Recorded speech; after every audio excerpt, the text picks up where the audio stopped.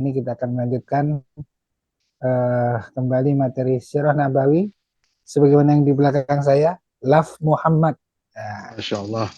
Masya Allah. Ini saya suka sekali dengan background ini karena kalau sudah background ini artinya kita akan melanjutkan kisah-kisah, cuplikan-cuplikan kisah Rasulullah yang disajikan dengan sangat menarik oleh Ustadz kita, Brother Arif Wahyudi, Bapak Didi, yang insya Allah mudah-mudahan apa yang kita diskusikan malam hari ini bisa menambah hasanah, menambah ibroh, menambah kecintaan kita pada Rasulullah Shallallahu Alaihi Wasallam. Sallallahu alaihi wasallam. Salam, salawat tetap tercurah untuk junjungan kita Nabi besar Muhammad Shallallahu Alaihi Wasallam, keluarganya, para sahabatnya, tabiin, para alim ulama, serta umat Islam yang perjuangan agamanya, dan semoga kita termasuk di dalamnya. Amin, amin, ya rabbal alamin. Bapak sekalian, dan juga eh, para pemirsa yang meng- ikut memperhatikan, ikut menyimak di Facebook Pemuda of Hong Kong. Eh, Marilah kita mulai eh, kajian pada malam hari ini dengan bersama-sama membaca basmalah. Bismillahirrahmanirrahim. Bismillahirrahmanirrahim. Baik, selanjutnya marilah kita mulai acara ini dan saya serahkan kepada Didi untuk menyampaikan lanjutan sirahnya. Sampai gimana kemarin? Masih ada catatan Didi ya? Ya, baik. Alhamdulillah. Ya, sama kan? Alhamdulillah Rabbil Alamin. Assalatu wassalamu ala Rasulullah wa alihi washabihi ajmain. Assalamualaikum warahmatullahi taala wabarakatuh.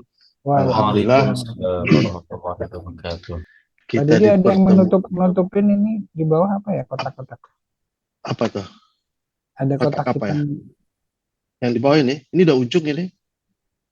Enggak ya? kayaknya ada kotak hitam yang menutupi. Kayaknya ada ini, apa ada yang double, ada Windows lain yang terbuka. Jadi Iya, nggak kenapa full. ya? Coba. Oh, sorry. Ada kotak Nah, hitam tadi di bawahnya tanggal. Iya. sekarang ada lagi nggak? Sekarang belum muncul. Ah, udah Nah, nggak ada. Ibu. sekarang betul. Cakep. Oke. Ya, Alhamdulillah, salatu wassalamu ala Rasulullah wa alihi washabihi ajmain. Jadi, Alhamdulillah kita dipertemukan lagi. Memang mulainya memang bertiga. Nanti insya Allah ada yang punya waktu dan bisa berkesempatan untuk hadir. Kemudian salawat dan Hmm. salam kepada junjungan dan Nabi kita Rasulullah SAW, dan salawat juga kepada seluruh anggota keluarga dan para sahabat dan para mukmin yang sampai nanti di akhir zaman. Uh, seperti biasa, bukan seperti biasa ya. Ini topik ini sudah kita mulai sejak bulan Juni 2021 ya. Jadi kita kemarin itu terakhir bulan September. Nah, PPLN AB sudah muncul. Jadi kemarin itu kita sudah PLN sudah AB. sampai ke sudah sampai ke topik 20 kemarin. Jadi hari ini kita masuk ke topik 21. Jadi kemarin itu 20 itu cinta yang tak tertandingi, Masya Allah. Jadi kita hari ini masuk ke hati yang lembut. Jadi metode saya adalah mencoba mencari berita-berita kecil atau snippet dari kehidupan Rasulullah SAW yang bisa kita renungkan, kita bisa bahas. Intinya apa? Intinya tak kenal maka tak sayang. Ada lika-liku dan segi-segi kehidupan Rasulullah SAW. Kita mulai yang ke topik 21. Selamat bergabung, Mas Hasan. Ini tulisan seorang mayor bernama Arthur Glenn Leonard, tentara Irlandia tahun 1856 dalam bukunya Islam and Her Moral and Spiritual Value. Muhammad bukan hanya mengajarkan spiritual, namun melayani dengan semangat yang sungguh-sungguh dalam setiap usia dan zaman.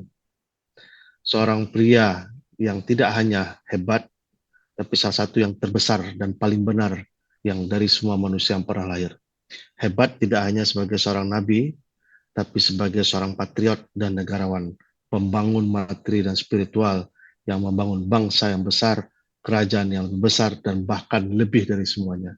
Iman dan kebenaran karena jujurnya dia terhadap dirinya, terhadap pengikutnya, terlebih lagi terhadap Tuhannya. Masya Allah.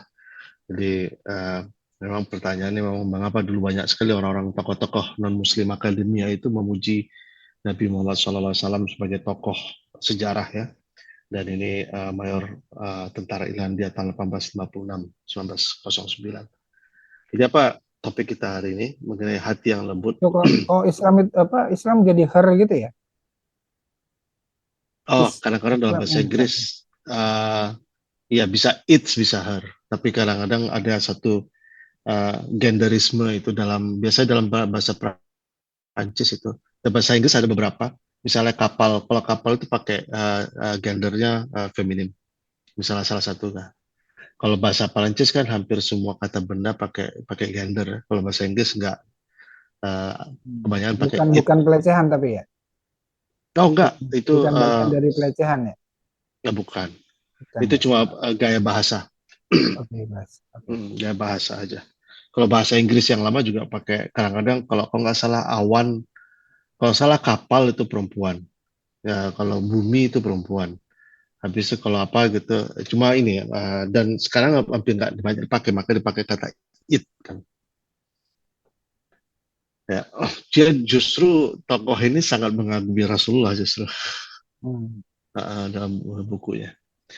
Jadi selama di Mekah Rasulullah SAW itu apa bukan hanya Nabi Muhammad, juga para Muslim pengikutnya itu dihina, ditindas, dianiaya dan juga bahkan ada yang dibunuh. Siapa orang pertama yang dibunuh? Ada yang ingat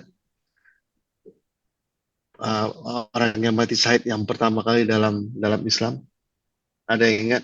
Yang keluarga itu bukan Ya keluarga apa? perempuan yang. Iya perempuan betul. Nah, itu. Sumaya.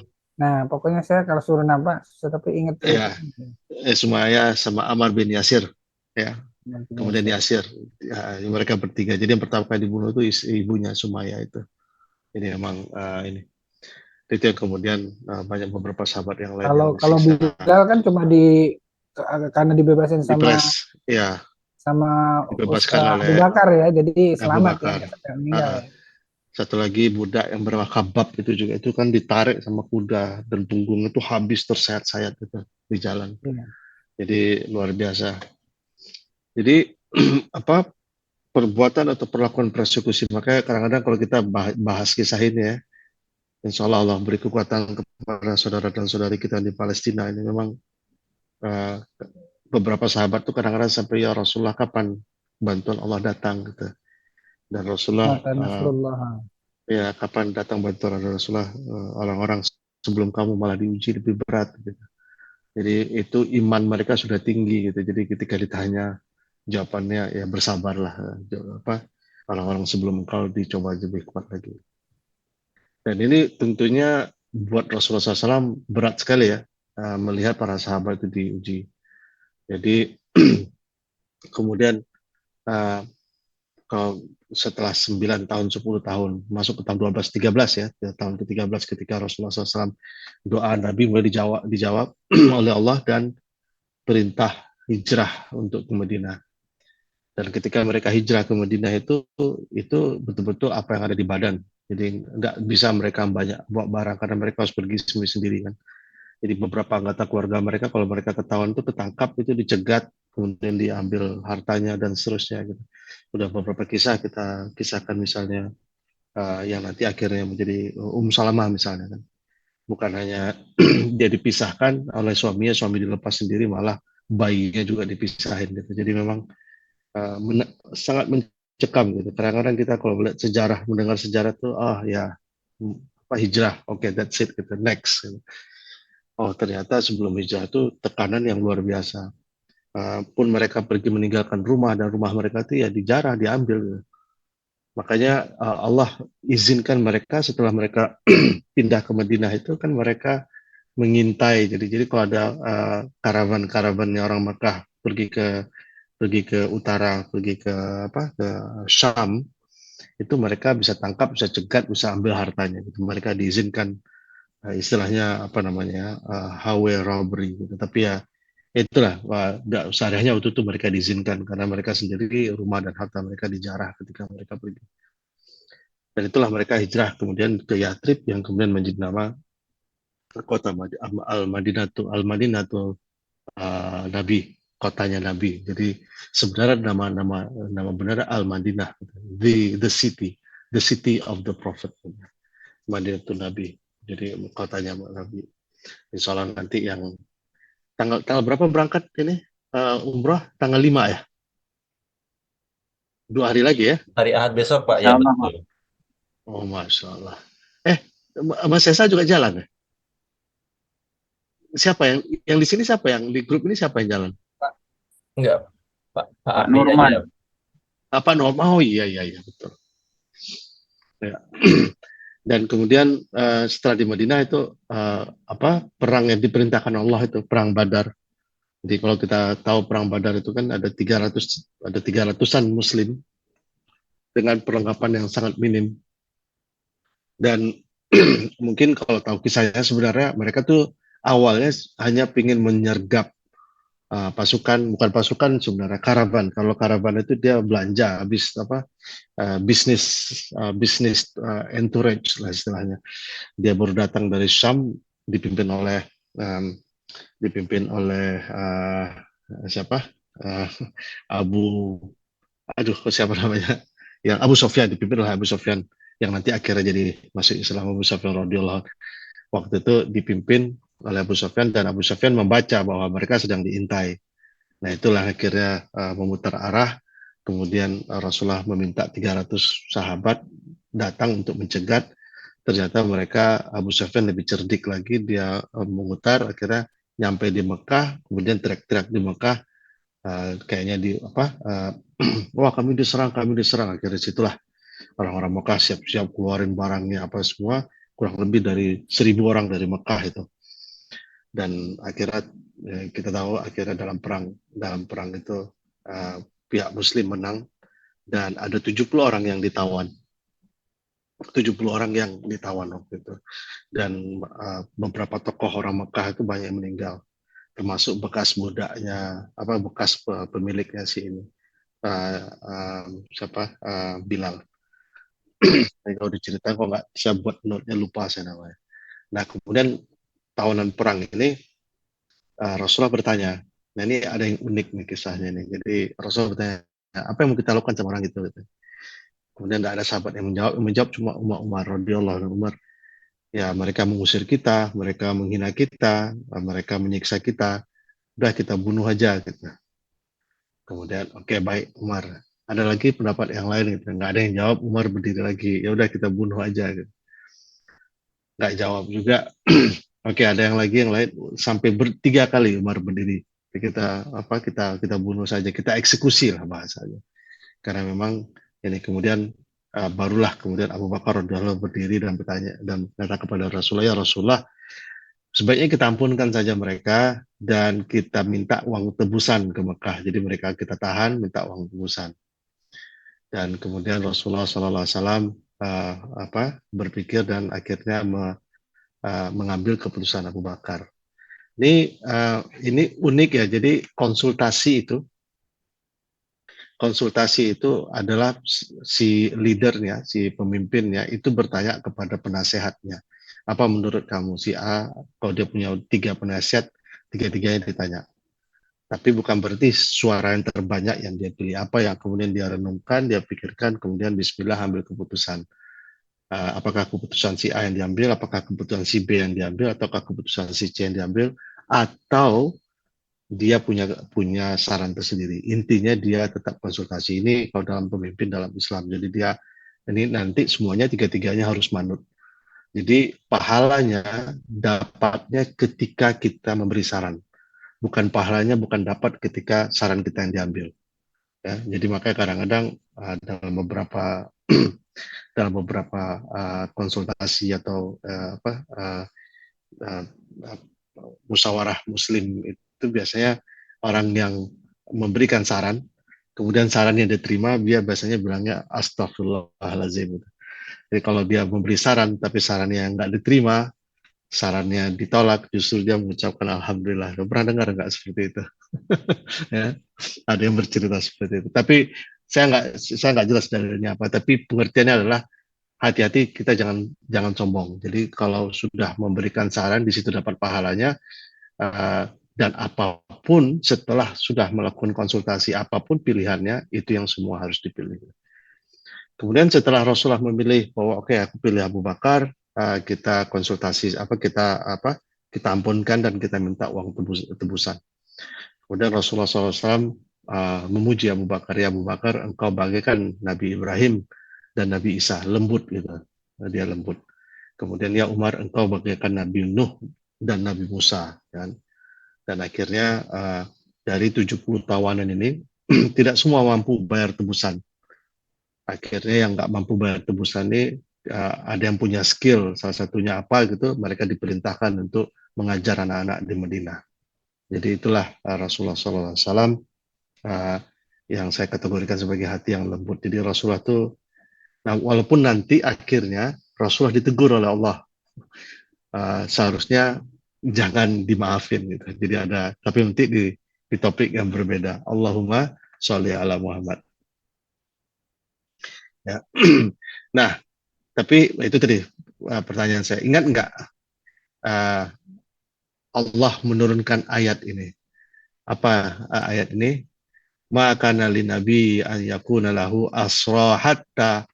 Jadi tidak pantas seorang nabi mempunyai tawanan hatta sampai dia mampu menghapuskan musuhnya. Jadi kalau masih kita tuh di bawah musuh, kita memaafkan itu tidak ada gunanya. Tapi memaafkan itu adanya nanti setelah, kalau kita sudah lebih kuat dari musuh kita maafkan itu dia. Jadi uh, Umar bin Khattab radhiyallahu pernah berkata, aku 3 kali dibenarkan Allah. Jadi salah satu ini. Jadi ternyata pendapat Umar bin Khattab itu ternyata dibenarkan Allah, didukung oleh Allah. Tapi walaupun keputusannya tetap ya udah dimaafin. Tapi sebenarnya ayat ini turun pas setelah keputusan itu berlaku. Ayat ini turun. Kemudian wallahu azizun hakim, Allah itu yang maha perkasa dan maha besar. Jadi uh, yuriduna arada dunya, engkau menghendaki dunia, sebentar wallahu yuridu la akhirah. Jadi keputusan Rasulullah untuk memaafkan mereka itu Allah sebut menghendaki harta dunia karena ada tebusan gitu. Dan Allah menghendaki pahala akhirat. Nah, sekedar kisah betapa mengampunkan dalam kondisi perang, mengampunkan dan memaafkan itu lebih bagus ketika kita sedang berada on the upper hand, yang lebih tinggi atau yang lebih berkuasa. Itu topik kita yang pertama, 21. Kemudian kita masuk ke yang 22, pemimpin yang berintegritas. Ini salah seorang psikiatris atau psikoanalis dari Universitas Chicago tahun 1905-1994. Pemimpin itu harus memenuhi 3 fungsi. Jadi pertama, menyediakan kesejahteraan yang dipimpin. Kedua, menyediakan organisasi sosial di mana orang merasa aman. Ketiga, memberikan mereka keyakinan. Orang-orang seperti Louis Pasteur, orang-orang seperti Jonas Salk adalah pemimpin dalam arti yang pertama. Jadi dia pemimpin dalam kesejahteraan. Orang-orang seperti Gandhi, seperti Confucius, atau seperti Alexander Caesar dan Hitler adalah pemimpin dalam arti yang kedua. Dia mampu membuat suatu negara itu aman dan besar. Tapi orang-orang yang pertama itu lebih ke dalam arti yang pertama, jadi kesejahteraan. Yesus dan Buddha adalah orang masuk kategori ketiga. Mungkin pemimpin terbesar dalam sepanjang masa adalah Muhammad Sallallahu Alaihi Wasallam yang menggabungkan ketiga fungsi ini. Jadi ini pakar psikoanalis Universitas Chicago yang menyebut Rasulullah SAW itu punya kemampuan dari 3 sisi, dari sisi kesejahteraan, dari sisi sosial, dan dari sisi faith atau keyakinan. Nah, Bapak-Bapak ada yang pernah mengenal tokoh yang bernama Simon Sinek nggak? Pernah dengar nggak? Mas Hasan pernah dengar ya? Maaf Pak, Saya pernah dengar itu Sabtu apa ya? Apa? Salt tuh apa tadi ya? Pastur dan Salt tuh? Jonas Salk. Oh, Jonas Tahun Salt. Jonas Salk itu Pasteur ini Louis Pasteur. Ya, Louis Kalau Pasteur. kalau di Bandung tahu kan itu jalan Jalan jalan Pasteur. Pasteur ya, Jalan Pasteur. Itu tempatnya Universitasnya Pajajaran itu. Rumah sakit Pajajaran. Rumah sakit Universitas Pajajaran. Eh, ya, Jonas Salk tahun 1914 1915. Kalau Kalau yang Alexander Sinek itu kan psikologi ya, Ari psikolog ya, Sinek. uh, penemu juga di bidang ini, di bidang kalau nggak salah di bidang medical kalau nggak salah saya. Oh, bukan berarti. Yang Hmm. Sinek yang lain berarti. Kalau yang saya ngomong itu adalah tokoh yang namanya Simon Sinek. Simon Sinek ini kalau mau coba menggoogle nama dia, kalau dia bercerita tentang Apple itu bagus banget tuh, coba dilihat The Leader Oh, yang iya, ini kan How to Know Your Why, itu bagus banget tuh bukunya, saya ya punya ini bukunya itu. banyak tentang EQ, Inspirasional ya. tentang EQ deh ya. Apa kata Simon Sinek? Itu The true value of a leader is not measured by the work they do. A leader's true value is measured by the work they inspire other to do. Masya Allah. Jadi apa namanya? If you smart, you can get it done. If you smart, you can do it. But if you're a good leader, you can get it done through other people. Jadi itu yang itu the true leader kan. Dia bisa menginspire orang Inspire other untuk to do it. ya. Jadi bukan the true leader is not they good at their work, but they good at inspiring people to Great do. leader make great leader. Yeah, bad leaders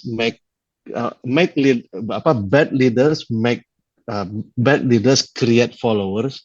Good leaders create leaders, small Leaders, leaders. ya itu lebih tepatnya. Maksudnya bilang gitu dari tadi. Ya, kurang lebih kayak gitulah. Oke, pemimpin yang berintegritas. Sebagai Nabi, Rasulullah SAW itu punya karakter yang kepemimpinan yang luar biasa. Salah satunya adil dan punya integritas. Integritas itu kalau Bapak mungkin tahu ya filosofinya Jawa. Ing ngarso sung tulodo, ing madya mangun karso, tut wuri handayani. Gitu. Kalau dia di depan dia ini ngasih contoh, kalau dia bersama-sama dia ikut gotong royong, kalau dia di belakang dia mendorong. Jadi Rasulullah itu dia integritas. Jadi kadang Rasulullah SAW dalam kondisi yang hidup yang tidak berkecukupan pun Rasulullah pernah berhutang. Jadi Rasulullah itu kadang-kadang berhutang. Gitu. Jadi pernah suatu saat Rasulullah Udah berhutang kaya dengan kan? seorang. Kenapa? Ya padahal seluruh kan untanya banyak itu masih berhutang. Saya nggak dengar informasi dari mana itu. Mungkin dulu waktu di Mekah kali ya. Ini kan di Madinah. Oh, ketika di Madinah. Oh ya. Jadi pernah Rasulullah itu berhutang dan orang Baduin itu dia berhutang sama orang Baduin. Orang Baduin ini kadang-kadang rough around the edges ya. Kadang-kadang bahasanya itu kasar, ada tidak kadang-kadang agak ini saraf santunnya kurang ini gitu. Udah putus gitu. Jadi orang Baduin ini, orang yang punya piutang ini, orang ini pernah datang gitu. Nagih hutangnya, walaupun sebenarnya hutangnya itu belum jatuh tempo gitu. Dia datang, mana Muhammad gitu, ngomongnya kasar gitu kan, dan membentak dengan kasar gitu. Ini aku cari-cari aja nih bikin susah gitu kan. Dia ngomongnya gitu di depan para sahabat. Wah, sahabat Rasulullah SAW itu mendengar Nabi Muhammad dihina-hina seperti itu, dengan kata-kata kasar itu ya pasti naik darah lah ya. Kemudian mereka nggak terima gitu. Sampai-sampai ada yang jangan kurang ada yang membentak gitu, jangan kurang ajar sama Nabi gitu. Kemudian kata orang Badui, kan aku minta hakku, apa salahku gitu kan. Dan Rasulullah kemudian memihak orang Yahudi, orang Bedouin ini, sorry bukan, orang Bedouin ini, dan Rasulullah berkata, mengapa kalian tidak membela orang yang menginginkan haknya? Gitu. Jadi Rasulullah justru kan dia menginginkan haknya, harusnya kalian bela dia gitu, bukan bela aku, kata Rasulullah. Jadi akhirnya Rasulullah panggil para sahabat, ada yang bisa bantu dalang hutang ini dulu nggak katanya. Seorang sahabiat yang bernama Khawla Itu akhirnya nalangin hutang Rasulullah. Kemudian Rasulullah minta untuk selain dibayarkan hutangnya, kemudian dilebihi pembayarannya. Nah ini catatan kaki sedikit Bapak. Jadi kalau mengembalikan hutang itu memang sunnahnya dilebihkan sedikit. Tapi melebihkan sedikit ini tidak boleh ada perjanjian sebelumnya. Kalau dia ada perjanjian sebelumnya di awal, maka dia menjadi riba. Ya. Tapi misalnya Bapak dipinjamin uang, kemudian pas sudah lunas, tambahin sedikit belakangnya, itu sunnahnya Nabi. Jadi memang nih, Rasulullah itu membayar dan minta untuk melebihkan. Nah, kemudian berikutnya, kemudian Rasulullah berujar gitu, orang yang baik adalah orang yang berpihak kepada pemilik hak. Tidak ada kebaikan di suatu kaum apabila orang-orang lemahnya tidak dapat menuntut hak mereka tanpa ragu-ragu. Jadi ya, si pembela yang lemah lah istilahnya. Jadi Rasulullah SAW itu sama sekali tidak kecewa dan tidak ini dihina-hina, dimaki-maki orang karena memang Rasulullah yang berutang. Dan ketika dia dibela oleh sahabat, Rasulullah malah menegur sahabat itu dan mengeluarkan hadis yang katanya bahwa tidak ada kebaikan di suatu kaum apabila orang lemahnya tidak dapat menuntut hak mereka tanpa ragu-ragu. Subhanallah. Allahumma sholli ala Muhammad. Jadi itu yang saya masukkan kategori sebagai seorang pemimpin yang berintegritas, itu pemimpin yang tidak minta dihormat-hormati, tapi pemimpin yang mengeluh-elukan orang yang dia pimpin. Itu yang disebut pemimpin. Jadi it comes natural sama Nabi Muhammad SAW itu, begitu dia menjadi pemimpin, maka dia harus mengedepankan orang yang dia pimpin, bukan sebaliknya. Ya, jadi dia tidak mencari ini, tidak mencari follower. Ya.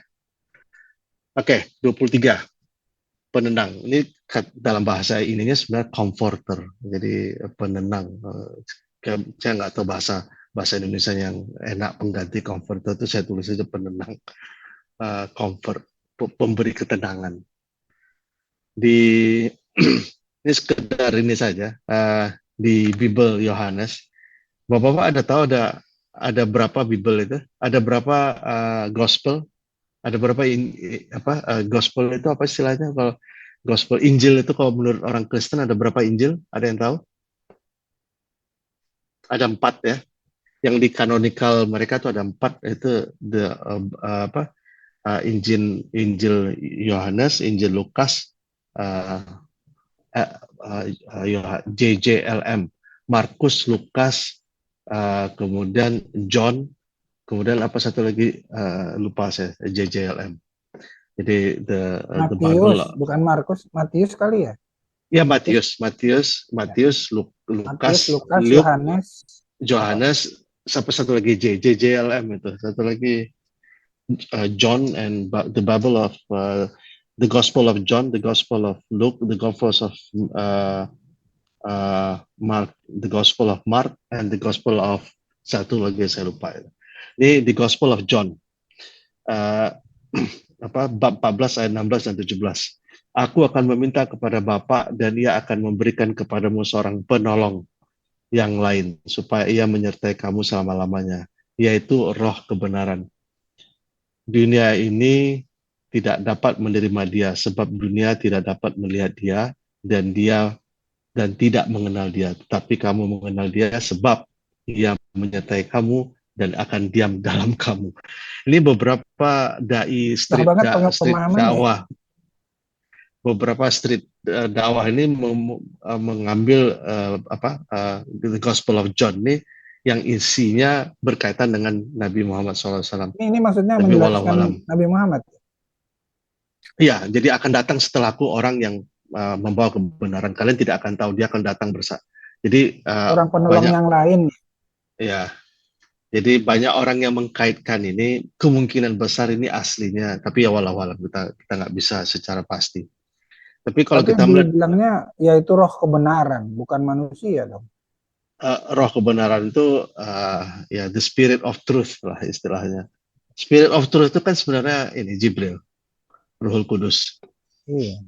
Ya, Kemudian itu orang-orang Yahudi dan Nasrani allazina atainahumul kitab, orang-orang yang telah diberikan Allah, mereka yang diberikan oleh kitab, ya'rifunahu, mereka mengenal, kama ya'rifuna abna'ahum. Orang-orang Yahudi dan Nasrani itu yang telah kami berikan Alkitab, yaitu Taurat dan Injil itu, mereka mengenal Nabi Muhammad seperti mengenal kama ya'rafuna abna'ahum, seperti mereka mengenal anak sendiri. Jadi Allah sendiri menyebut ketika waktu Rasulullah pindah ke Madinah itu, orang-orang Yahudi di Madinah itu semua ngecek pas ngeliat Nabi Muhammad, ya benar nih, dia persis seperti ini, persis seperti kajian-kajian kita, ini memang Nabi betulan. Mereka know exactly like their own son. Wa inna fariqan minhum, dan sungguhnya sebagian di antara mereka menyembunyikan, ya, layak tumunal haqqa, mereka menyembunyikan kebenaran, wahum ya'lamun, walaupun sebenarnya mereka mengetahui. Jadi ini psikologi of, itu yang namanya resist, itu ya, rasial itu ya.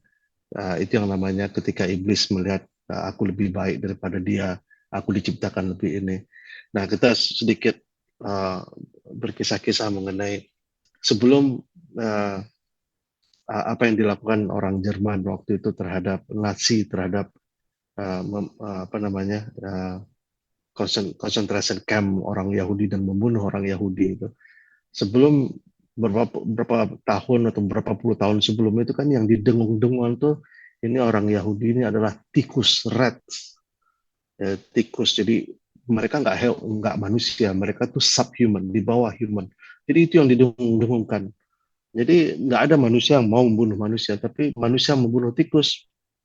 Let's do it gitu. 1 tikus, 10 tikus, 1000 tikus, 10.000 tikus bisa dibunuh apa semua.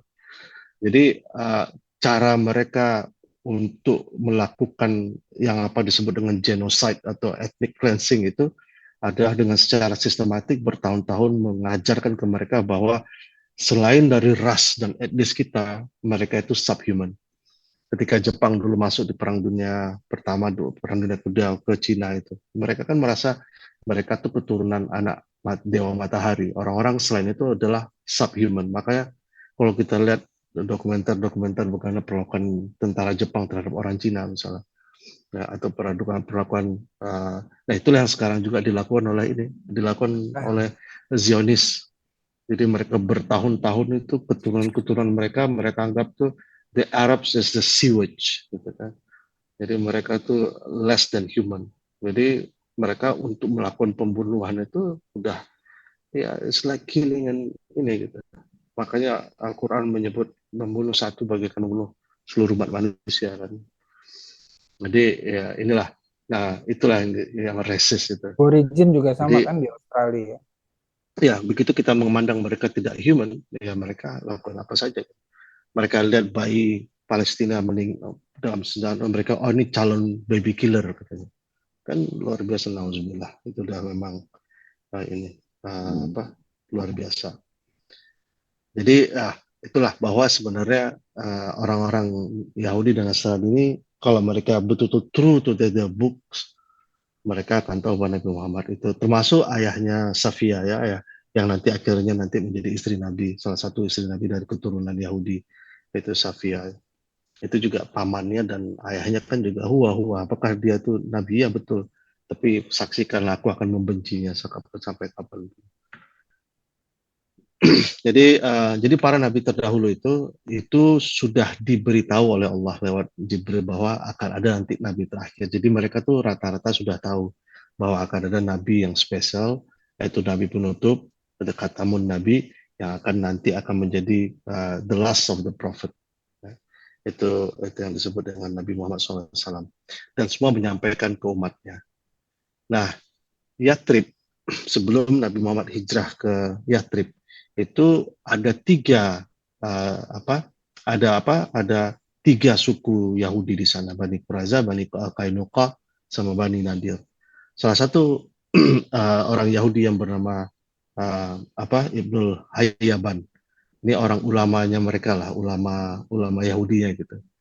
Jadi kalau sampai-sampai kalau kapan saja dia berdoa gitu, minta hujan tuh Allah kabulkan. Jadi memang terkenal gitu. Jadi sebelum dia meninggal, dia berpesan kepada orang-orang Yahudi waktu itu, ingatlah kita, kenapa dia ingatkan lagi kita nih, kita jauh-jauh datang dari tanah kita ke Yathrib ini, ke darah sini, karena apa? Ingat kalian, karena kita dijanjikan akan diturunkan Nabi terakhir. Ingat itu, jadi dia selalu mengingatkan. Nah, nah ketika Nabi Muhammad datang, maka banyak yang beriman. Ada yang salah satu beriman, yang salah satu yang terkenal itu ya Muhammad Abdullah bin Salam, gitu kan. Itu yang salah satu yang terkenal, mereka beriman dan mereka percaya. Tapi banyak yang justru menolak karena tidak, kok nabinya bukan dari darah dan dari suku mereka.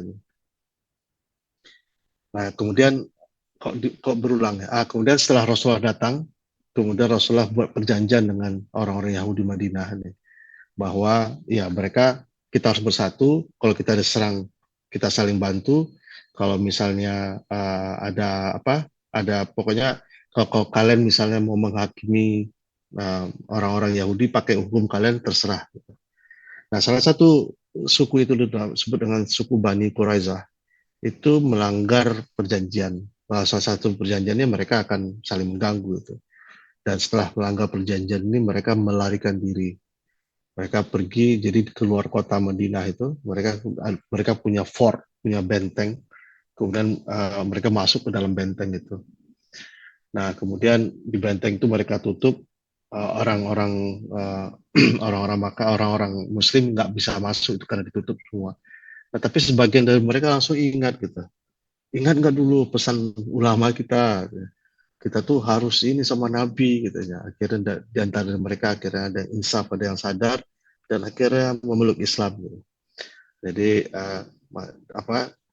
Jadi kadang-kadang terbawa suasana, mereka merasa memang berat ya ketika satu suku menolak Nabi. Jadi orang-orang yang tadinya pingin beriman pun akhirnya ikut-ikutan gitu. Tapi setelah dalam keadaan terkepung, kemudian terkepung dalam benteng, kemudian mereka ingat janji mereka, dan itulah mereka akhirnya ada beberapa di antara mereka uh, masuk Islam.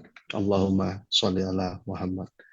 Jadi salah satu mukjizatnya Nabi, salah satu ininya Nabi lah. Jadi orang ingat bahwa sebenarnya orang-orang yang percaya. Makanya kadang-kadang ahlul kitab itu dia punya spesial. Kalau asal dia betul-betul ikut sama kitab mereka, betul-betul ingat sama ini mereka, betul-betul mempelajari kitab mereka, mereka harusnya memeluk Islam. Allahumma sholli ala Muhammad. Baik, itu yang ke-22 dan yang terakhir. 23 tadi ya. Insya Allah yang ke-24 yang terakhir. Kecuali kecuali kalau mau kita teruskan 24. Nah, untuk yang ke-24 ini saya kutip langsung dari ibu kita Khadijah radhiyallahu anha. Jadi ketika Nabi Muhammad SAW menerima wahyu pertama sekali itu, belum pernah Rasulullah mengalami kejadian seperti itu, ketakutan luar biasa, keringatan, kemudian gemetaran turun, kemudian selimuti aku, kata Rasulullah. Kemudian apa kata Khadijah? Tidak mungkin Allah mempermalukanmu. Tidak mungkin, engkau tuh orangnya baik, engkau tuh menyambung silaturahmi, engkau tuh selalu bantu orang yang lemah, engkau tuh selalu bantu orang miskin, orang yang datang kau pikirin, gitu ya. Engkau tuh orang yang selalu memuliakan tamu, kemudian dan orang-orang yang selalu mencari bantuan, engkau tolong orang-orang yang mendapatkan kesulitan. Jadi ini kata Khadijah radhiyallahu anha, ini betul-betul psikologi seorang wanita, seorang istri ya.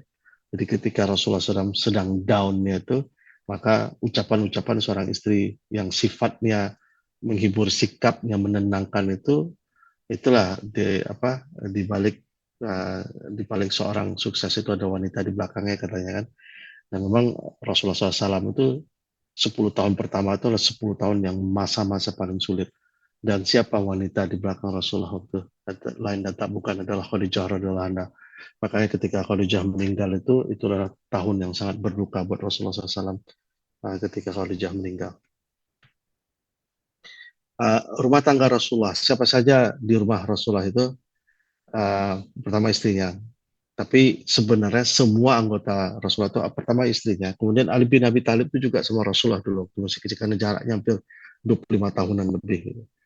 Kemudian ada Zaid bin Harithah kan. Zaid bin Harithah, kemudian Zaid bin Harithah ini menikah dengan ibu ininya Rasulullah, itu si Aiman, punya anak bernama Zaid bin Harithah. Itu kurang lebih siapa isi rumah Rasulullah SAW.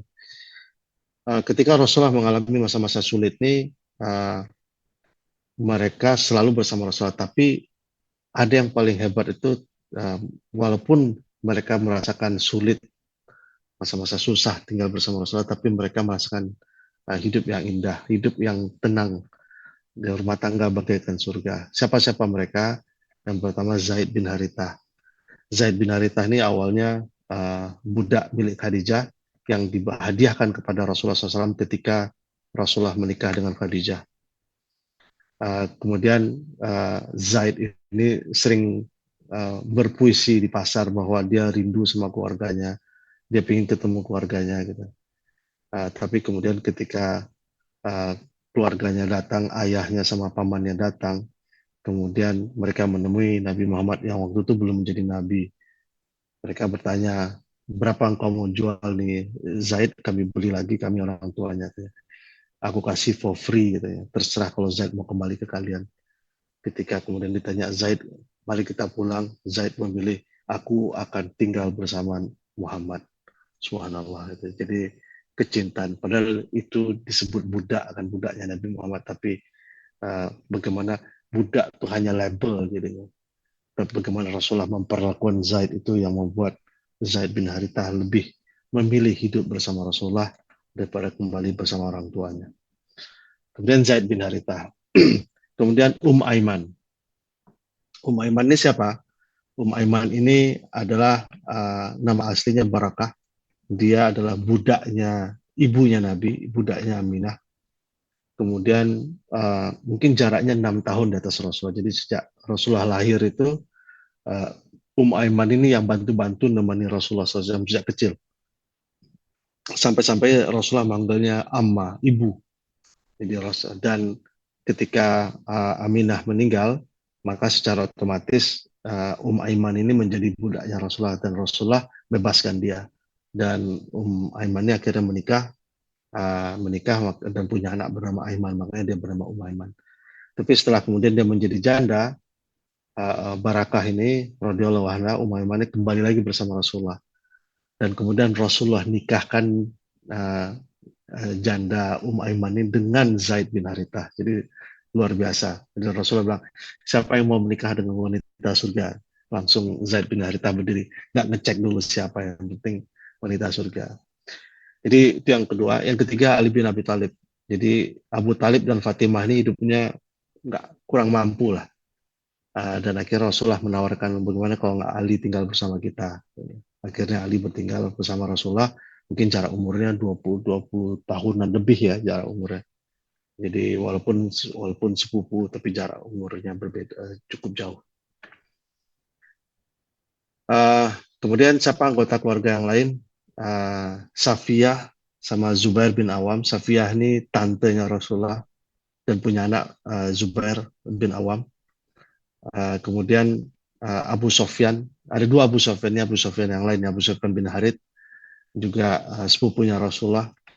Kemudian Halimah, ibu susunya Rasulullah SAW. Jadi pernah ini. Kemudian Tuwaibah, siapa Tuwaibah ini? Tuwaibah ini budaknya Abu Lahab, yang ketika waktu itu Abu Lahab masih suka sama Rasulullah sebelum Rasulullah menjadi nabi. Abu Lahab ini masih mencintai ponakan yang bernama Nabi Muhammad SAW ini. Ketika Nabi Muhammad lahir, Tuwaibah ini dimerdekakan oleh Abu Lahab, dan Tuwaibah ini menyusui Rasulullah, maka Tuwaibah ini menjadi ibu susunya Rasulullah. Jadi kalau ada kuis berapa ibu susunya Rasulullah, minimal Halimah sama Tuwaibah. Ya, ada 3 ibu susunya Rasulullah. Nah, Tuwaibah ini juga yang menyusui Hamzah. Jadi Hamzah ini pamannya Rasulullah, jarak umurnya nggak terlalu beda dengan Rasul, cuma berapa bulan. Jadi Tuwaibah ini menyusui Rasulullah dan menyusui Hamzah. Jadi makanya Muqsain mereka ponakan tapi juga saudara susu dari Tuwaibah. Kemudian itulah kehidupan mereka, saling hidup, saling berkunjung, ada ketenangan dan kebahagiaan. Kenapa? Karena ada tokoh yang bernama Rasulullah Sallallahu Alaihi Wasallam. Dan itulah walaupun di tengah penderitaan mereka merasa hidup bersama Rasulullah SAW, merasa hidup di dalam surga dunia tentunya. Allahumma sholli ala Muhammad. Jadi itu tak kenal maka tak sayang, siapa-siapa saja anggota rumah tangga Rasulullah. Yang pertama itu tadi Khadijah, yang kedua kemudian Aiman, kemudian Zaid bin Harithah. Nanti Zaid bin Harithah ini menikah dengan Aiman dan punya anak bernama Osama bin Zaid. Kemudian Ali bin Abi Thalib. Kemudian ada beberapa anggota lain seperti Safiyah, tantenya, dan anaknya Zubair bin Awam. Kemudian Abu Sufyan bin Harith sama Halimah sama Tuwaibah ini ibu susunya Rasulullah SAW. Baik, itu saja mungkin Pak Adi yang bisa kita bahas, yang bisa kita kisahkan, yaitu mulai dari 21, 22, 23, 24. 4 topik ringan. Mudah-mudahan jadi membuat kita Comforter. ingin mengenal comforter, pemberi ketenangan. Oh, aduh. Kok mengenal penenang ya? Mengenang. Ya, Apa tadi? Bahasa apa ya? diterjemahkan dengan apa tadi? Iya, Comforter. bahasa Kalau comforter jadi ngerti. Tadi maksudnya apa nih? Apa tadi? ya, Coba. saya susah mencari bahasa Indonesia. Saya Google itu Pemberi terjemahannya. Jadi, ketenangan itu. Tapi itu iya, tadi tapi apa?